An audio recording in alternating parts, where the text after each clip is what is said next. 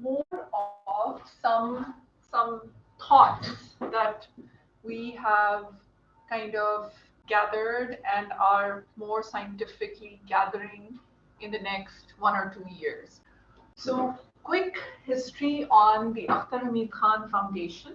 Our roots originate from the Orangi pilot project, which is one of South Asia's most famous urban models of sanitation, water and sanitation, um, recognized in the world.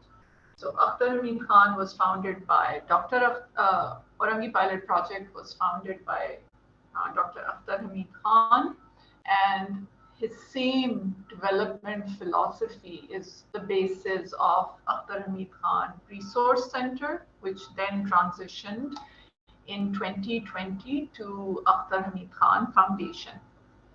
The thing to note is that the Akhtar Hamid Khan Foundation has an NGO section which does typical projects, but we have an urban impact lab for the last 5 years in Rawalpindi urban slums, in which we've been testing out various type of economic and health interventions. Our theory of change is very simple. We basically say that um, empowerment is not something you give, but it's generated by the individual themselves. You can't give someone empowerment, they have to achieve it and obtain it themselves. And we are a big follower of Amartya Sen's that people's self interest and smart ecosystems are what allow people to grow. So that's our theory of change, that bring together people's self-interest through community engagement and create as a facilitator, create a favorable environment. Our focus is on economic empowerment. And this has kind of been our journey. So this is where we are right now. Roshan Arts Center. Our office is in I-9 and our Urban Impact Lab is in Rawalpindi, Dhokhasu, in 3 urban slums. Just a quick overview of what is poverty and how poverty needs to be just understood in a more broader, more than just an economic income consumption terms, but in a more broader term. So simple definition of poverty is that it's a condition or a state in which individuals or the community as a whole lack essential financial resources to maintain or to achieve a basic standard of living. As humans, we all need food, we need shelter, we need education, but poverty often deprives individuals and communities of those basic essentials. Then there is absolute poverty and relative poverty. So someone in America might be poor, but compared to someone in Pakistan, they're rich. So there's poverty in terms of absolute figures, and then there's relative poverty. And it has its own impact. There are studies which show that if everyone is poor, people are less unhappy than if someone is very rich and someone is very poor. Then the difference, inequality, makes poverty seem worse. Within poverty, there's situational poverty, generational poverty. So, for example, low caste Hindus in India have generational levels of poverty because they're denied access to certain opportunities. There's urban and then there's rural poverty. In absolute number terms, the World Bank has defined poverty as less than $2.15 a day, and an estimated 719 million people worldwide fall below this number. Um, just again, once again, emphasizing for anybody who's interested in development and poverty, it's very important to look up and know about the multi-dimensional poverty measure. It was developed in Pakistan by Mehboob ul Haq, and it's very important to look at it. Um, they're both saying the same things, Amartya Sen and Mehboob ul Haq in his MDM, that poverty is more than income, so other deprivations play a big role. Um, in the next slide, just very quickly, what are the figures about Pakistan? Pakistan is classified as a middle income country. Our GDP is $1,788. However, we are also very high on the Gini coefficient, which tells a country's equality inequality index. So Pakistan's is fairly high.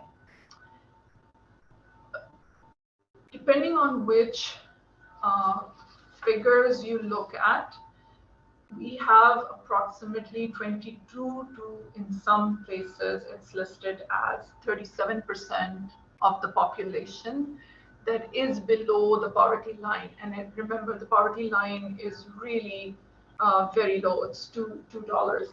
And that approximates into about 87 million people. So out of nearly 1/3 of our population is living below the poverty line. Women always get affected more. So if you look at the labor force participation, it's 24%, with only 11% of women in urban areas working. Generally, women are working in very low wage occupations, very narrow range of occupations. 13% of women have bank accounts, 7% have access to computers or laptops. Maternal mortality, Pakistan ranges pretty high. It's going down, but it's still pretty high, 180 per 100,000 births. And then same for child mortality, same for nutrition. These are high indicators, which essentially shows that women are bearing the brunt of poverty in Pakistan. And these compare. So the rich in Pakistan have indicators comparable to any developed countries, but the poor have fairly high indicators. And then if you look in this graph, the difference between Pakistan falls pretty high in multidimensional poverty. So even if their income levels may be reasonable, even though they're classified as above the poverty line, their access to opportunities and participation in social activities is fairly low. So this is absolute poverty and this is multidimensional poverty. Moving on. So what are some common? Pakistan has a lot of development work going on. And if you look at programs again and again and again, you see a lot of commonly cited statements or assumptions that are there. Nobody may not voice it, but when you look at the design of programs, when you look at the process, how programs are implemented, again and again, you see these misconceptions or myths. Myth number one, development has a magic bullet, one solution, a stroke that's somehow going to get rid of poverty. Myth two, that development can be quickly imagined and implemented. So a lot of projects are 6 months, 9 months. You're really lucky if you get to 3 years. Everything is supposed to be quick. Change is supposed to happen quickly. Myth number three, it is external and people can be passive recipients. So you're trying to improve the situation of somebody who's underprivileged or poor, and yet everything is external, or that people can just be recipients instead of partners. Myth number four, we know the solution and how to get rid of poverty, and all we need to do to make it happen is for people to follow it. That's one of the worst assumptions. And another very common assumption among donor community and um, even the general public is that only governments can enable development, um, which development will happen when the political economy and the mass of people will demand their rights. Development has not happened in any situation where the goodwill or the goodness of the heart of leaders has led to development. So this is a puzzle. This has been there for about 30, 40 years. It's very commonly cited, and if you just look at it, that this is what the project donor wanted, this is what the project request turned out. The end result is this, the community wanted a simple solution, and the community knew and eventually did their own solution. None of the other proposed external solutions really worked. Um, There's a number of programs that have happened in Pakistan. I am not an expert on programs. I'm only embarking on my journey of looking and exploring them. But some of the programs that I have been closely involved with from the beginning and through affiliation, I'm just going to talk about them. That doesn't mean that other work in Pakistan is not important. I'm just not talking about it because I'm not that familiar with it. I'm going to talk about the Orangi pilot project, and which was started by Akhtar Khan. I'm going to talk very, very briefly about AKRSP by Shoaib Sultan Khan, who then went on to form the RSPs and the Rural Support Program Network. That these were impactful. These are impactful programs as far as we know by certain criteria. And what do they all have in common? The first thing that they have mainly in common is that they are organic. These programs weren't really well-defined programs. It was a need that was in the community, and then it was addressed. And these programs are kind of organic and evolving, particularly in the initial 10, 15 years. The other thing they all have share in common is community mobilization, community engagement was a central part of that, of the programming. These programs grew and extended and changed and modified and replicated through a research and learning cycle. Akhtar Khan used to call it research and extension model. That you go into a place, you don't really know very much about it, you investigate, you apply what you had found out, you adjust, and then you teach others to replicate. You don't replicate yourself, you teach others to replicate so that the program goes on beyond one little NGO or one little institution. And then the third thing these programs have in common is they've been scaled through advocacy to other NGOs, institutions, governments, and donors. No program can fully grow just by opening more and more new offices in different parts of Pakistan. That's in a nutshell what they commonly shared. A little bit, just very broad strokes.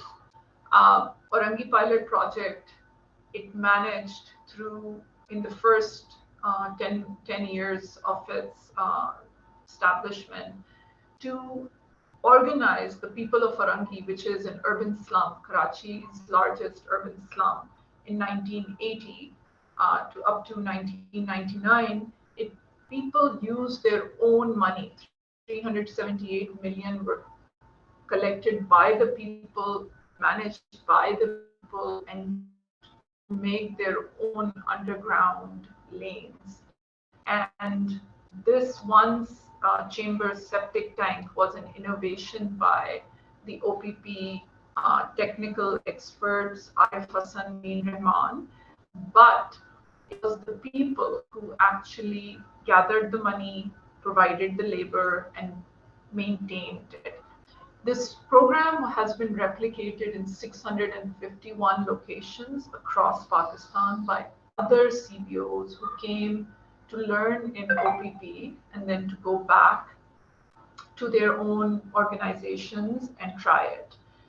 Um, the RSPs, one of the biggest social mobilization and poverty reduction programs in Pakistan, have reached close to 8.6 million households, mobilized 8.6 million households, which essentially translates into 54 million people through these community organizations, of which 53% are women.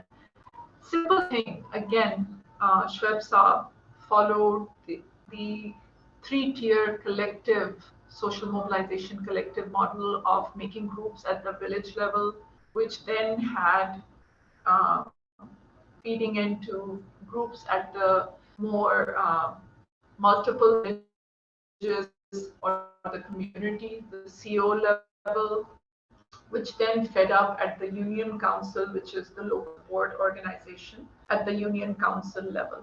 And these groups managing their own, they're collecting money, just like committees, and managing their own community investment funds, in which the RSPs are also contributing, other donors are contributing. But the thing to notice is that people are managing it. It's not like a project. You go, you control, and then you're gone, and so is the program.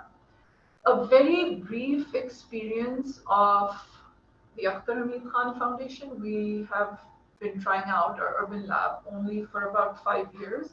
And in our community, which is of about 300,000 people, and in three union councils, four union councils of Rawalpindi, we have seen through mobilization of people, population health, increasing the CPR, which is a very challenging thing. Pakistan has struggled with 1% per annum. When people are involved, we have seen the CPR of 30%, and this has been independent.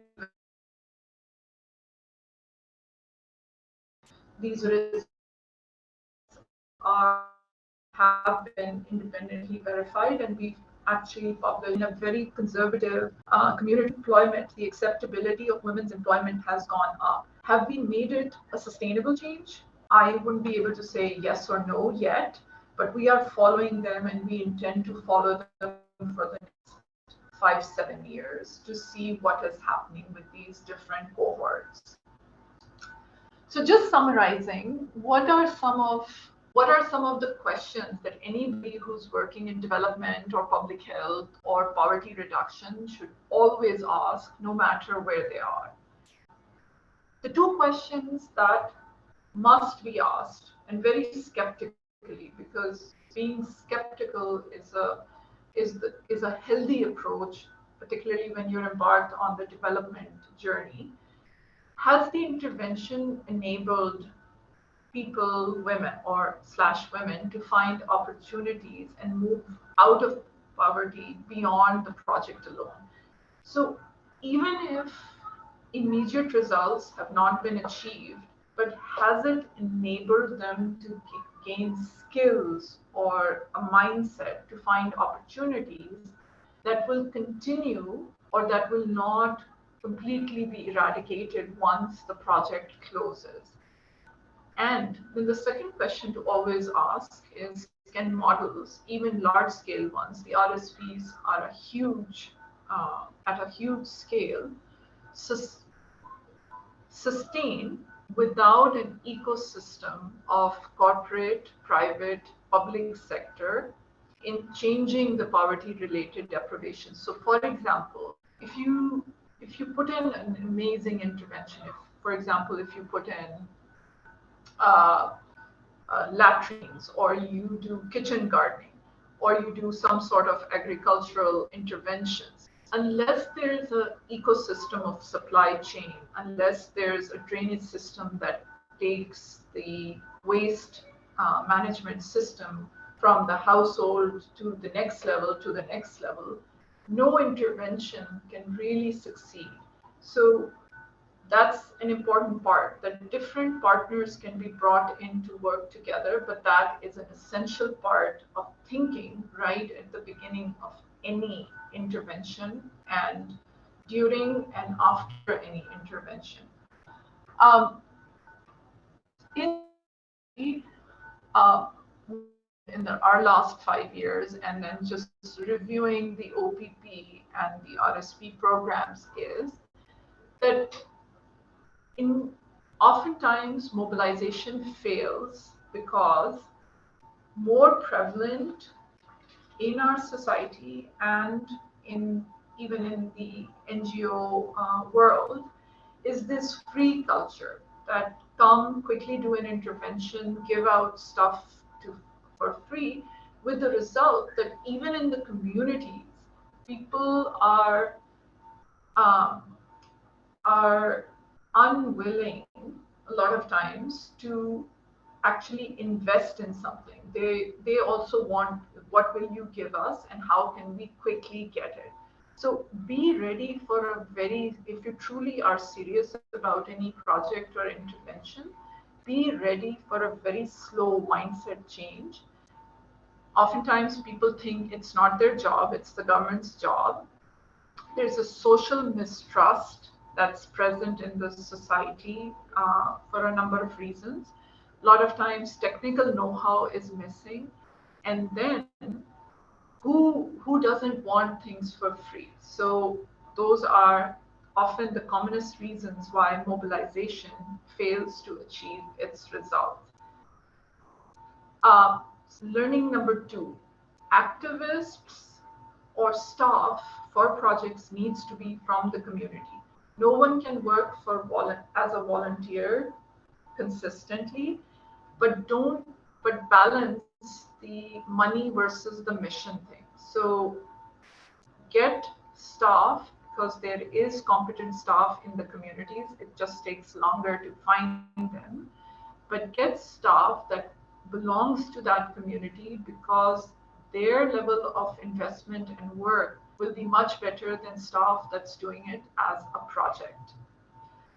Um, this is a common pitfall: instant, a well-defined blueprint of how exactly we're going to do something versus a process approach. So you should know approximately what the various steps will be, but there cannot be in effective programming a rigid blueprint. This is how things are going to be done. For example, when we started our business in a box with the local women to start them on a business, initially we set the same list for all the mohallas. That failed miserably. And initially we were procuring stuff for them. We could not get suitable prices, we were not nimble. So constantly programs need to be changing and learning from what is being seen.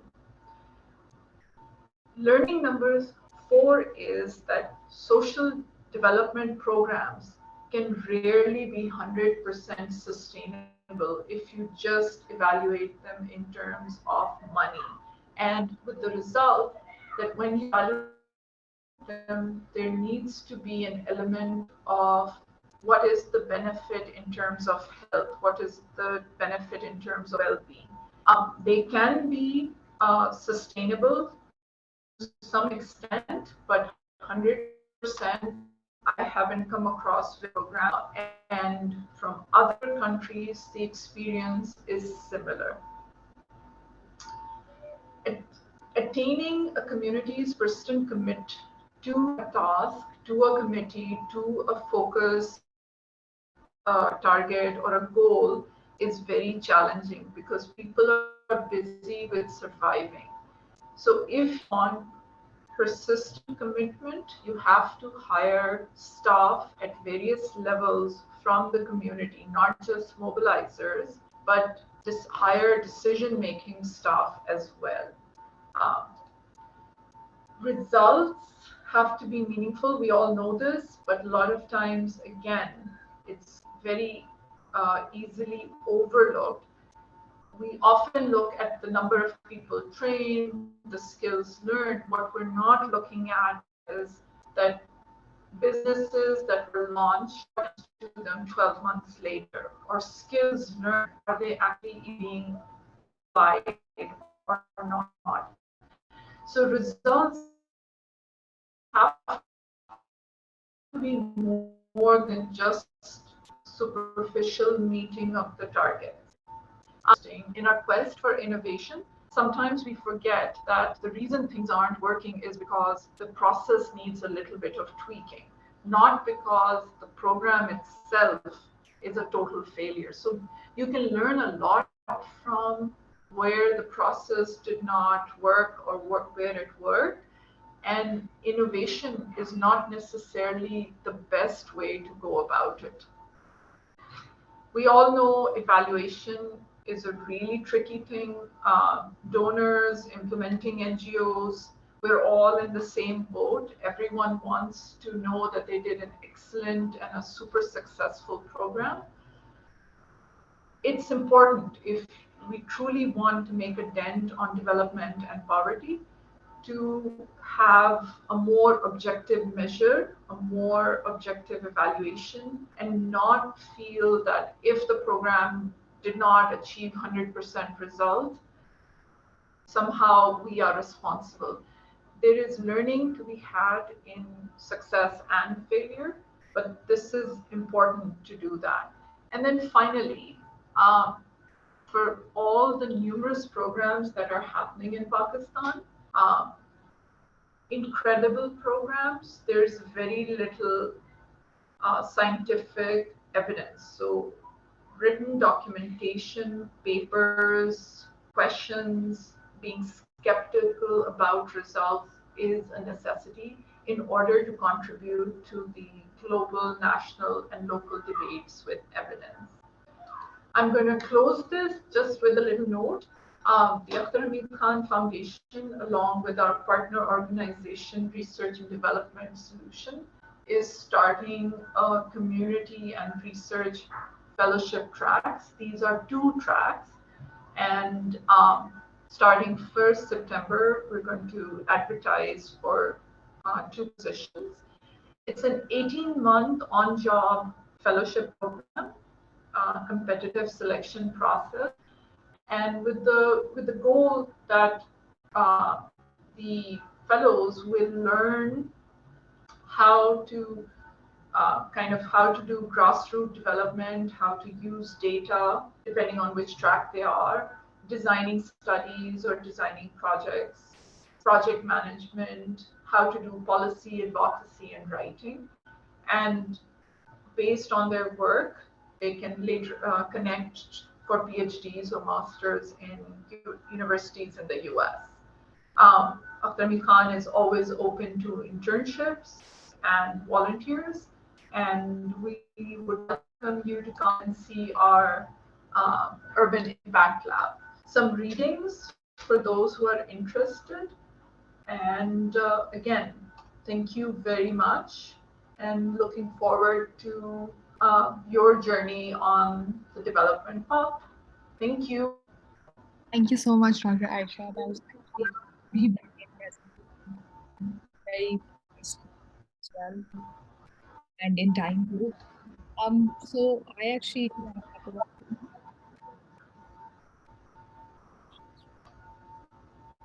also you actually mentioned,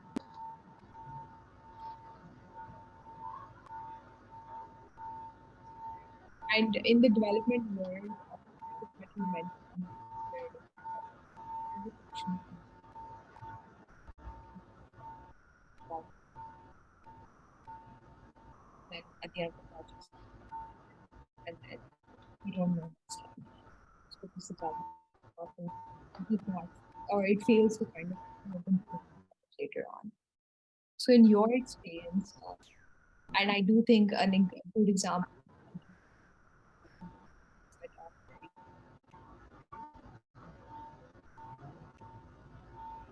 but do you think that this is something that's for Pakistan at this stage is something that's easy to do, or is it difficult to do in terms of maintaining a program's objectives after the donor has like left the country or the project cycle has ended?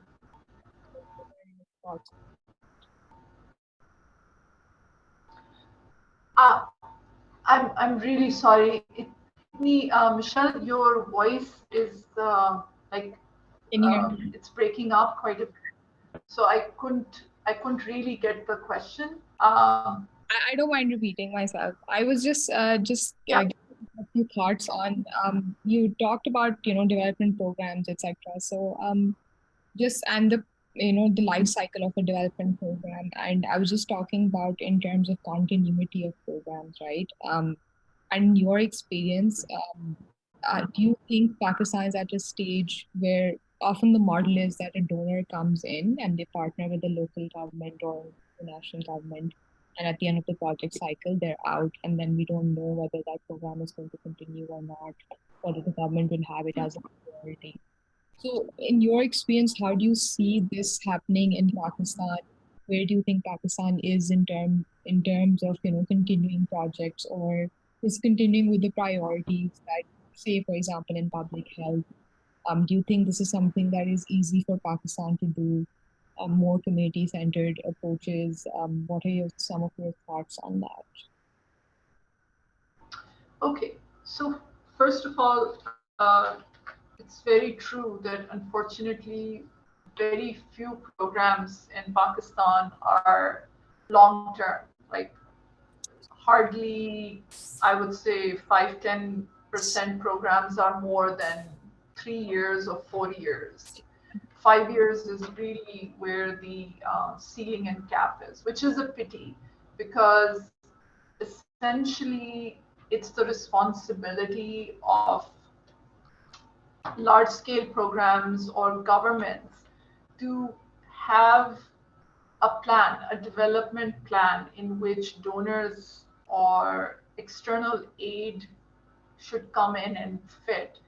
And the programs should be made in such a way that the community is part of it and growing along the way. But that dialogue and that maturity is not there yet. Uh, Programs are often dependent on political needs, on uh, on whatever the donor's priorities are, rather than what is the development pathway that we are looking at. And having said that, it's not just Pakistan. This is a dilemma of most developing countries. We're not unique in this as well. But if we're truly wanting to see some level of impact, we'll have to have long-term continuity. Mhm. Oh, that's actually very true because in my short experience also that's what I've also seen that there's funding for say a year or two, and then after that there's always a question mark as to what's happening with the data or the result that you or the project outcomes as well. So I definitely do think we are a bit far away from the place where we can actually see more impact.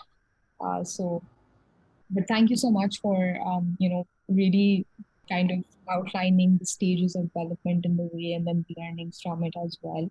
I do want to pick your brain on one more thing, and then I probably want to open it up to everybody else too. So I know that the Urban Lab has done work on contraception actually, and the prevalence rate you mentioned increased by 13%. So and of course my knowledge on this is quite limited as well, but um and I'd imagine that if you are out in rural or urban communities as well, that the mindset there might be a bit difficult to navigate in terms of contraception. So is what were some of the challenges that you might have faced when it comes to that, or if there were any, and how were you able to kind of address those challenges?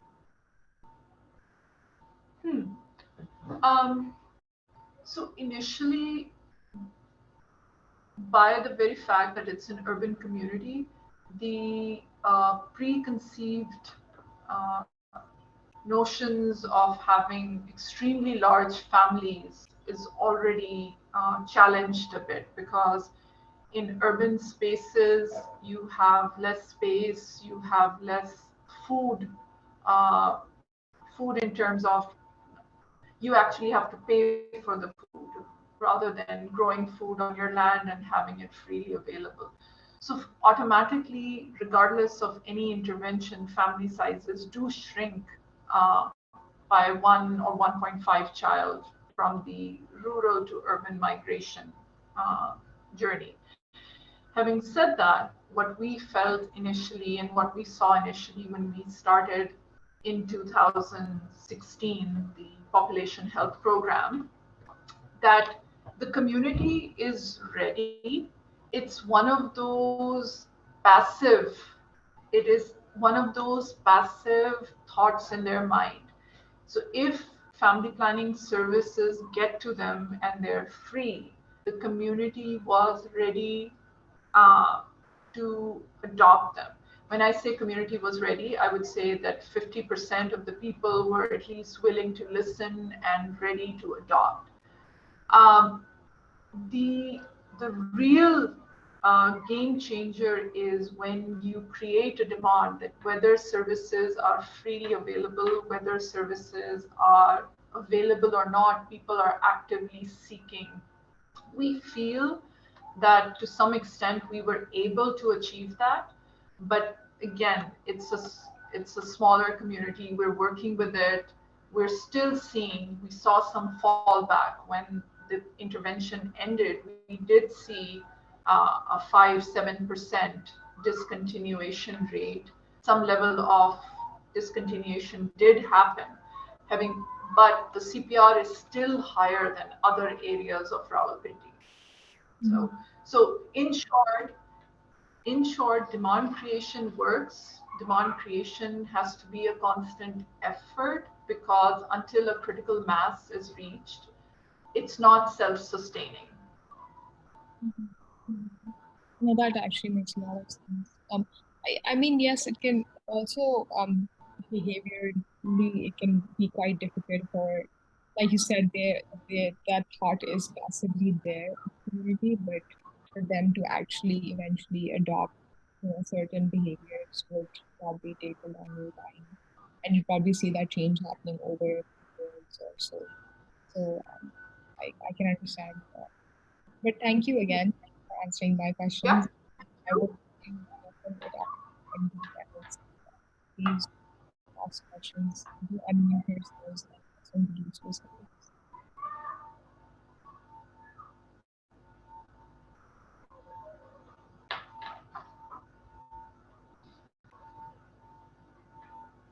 Is there anybody with any question?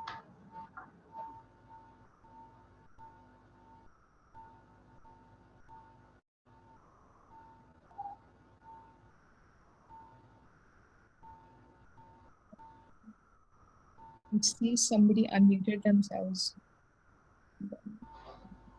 again. All right. Okay. Okay. That's Thank you so a much. question, but All right. Take care. thank you. Thank you. Thank you.